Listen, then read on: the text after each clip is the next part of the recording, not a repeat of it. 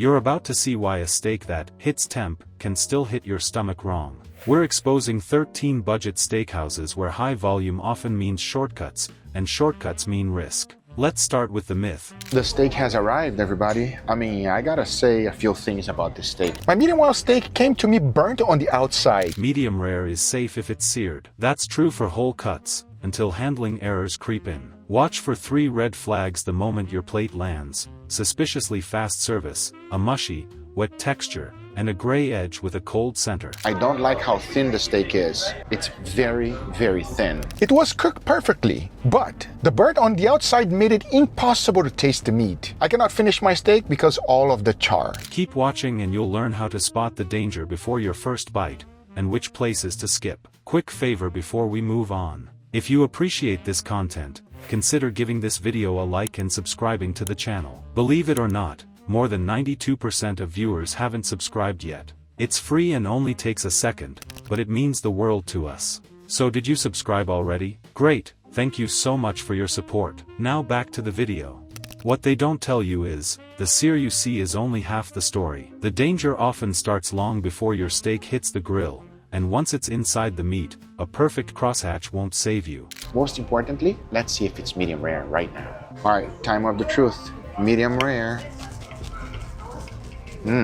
Steak is slightly tough. But as you can see from my picture, the steak was burned. Not only could you taste a burned piece of steak, but the seasoning was terrible. So I will call that a medium, everybody. And it happens because the steak is thin. It's a little bit too thin. Let's start with the myth. Whole muscle steaks can be safe at medium rare because the bacteria live on the surface, and a hot sear knocks them out. That logic holds when the steak stays intact, the tools stay clean, and the heat hits the outside fast. But that is the ideal. High volume, low margin spots rarely live in the ideal. Here's the real kicker. In budget steakhouses moving meat by the case, 3 quiet shortcuts drag surface germs into the center. You don't see the handoff. You only feel it when your fork finds a cool, slick core that never had a chance. Error 1 lives in the freezer, not on the grill. Thaw-refreeze cycles and freezer burn wreck the muscle fibers. Ice crystals punch holes inside the steak like tiny chisels. When it finally cooks, those busted fibers can't hold moisture,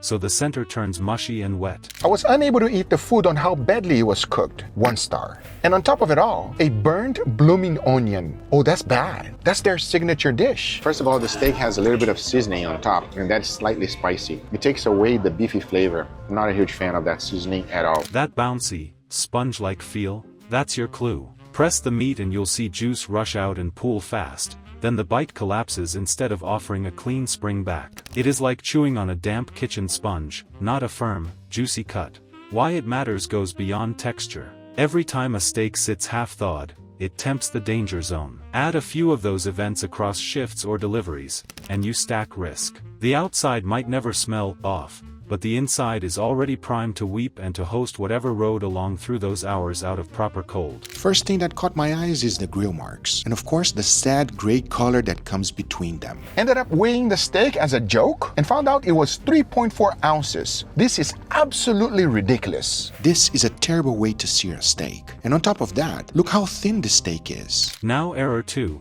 Cross-contamination from the tools you never ordered but always get. Cutting boards with damp streaks, knives that just trimmed raw fat, tongs that flipped a raw steak and then you're done, one without a real sanitized step. In a rush, staff do quick wipe-downs that spread residue instead of killing it. You can watch the clues from your seat. If the same tongs touch raw protein and then reach over the grill to plate a steak, that path is dirty. It's very chewy. If it's choice grade, it's a very low choice grade steak. Second, it's not medium rare, it's medium. Third, it is not tender at all, everybody. And since it's medium, it's dry. A wet, milky smear on a board, a towel that stays on the shoulder and makes the rounds, a glaze of marinade brushed on late in the cook with the same brush used on raw meat earlier. Each is a small handoff that seeds the surface. Contact time matters more than people think. A brief pass is often enough. And when the kitchen tenderizes, butterful IES, or runs a quick slice to speed the cook, any residue rides the blade and lands inside the meat, where your medium rare center will not hit pasteurizing temperatures. The outside looks right. The inside never clears the bar. Error 3 hides in the tender and juicy promise. Disappointed about the potato, to be honest with you, but I'm more disappointed about the steak. Even though it looked phenomenal, it's lacking a little bit of seasoning. It's not seasoned very well because all I can taste is a plain potato, some sour cream, cheese, bacon, and the green onions. Needle tenderizing and deep marinade sound great because they make tough cuts feel soft and taste seasoned through. But those needles and punctures are tiny shuttles. They push surface bacteria straight into the core. It's this tool right here. It is a tenderizer.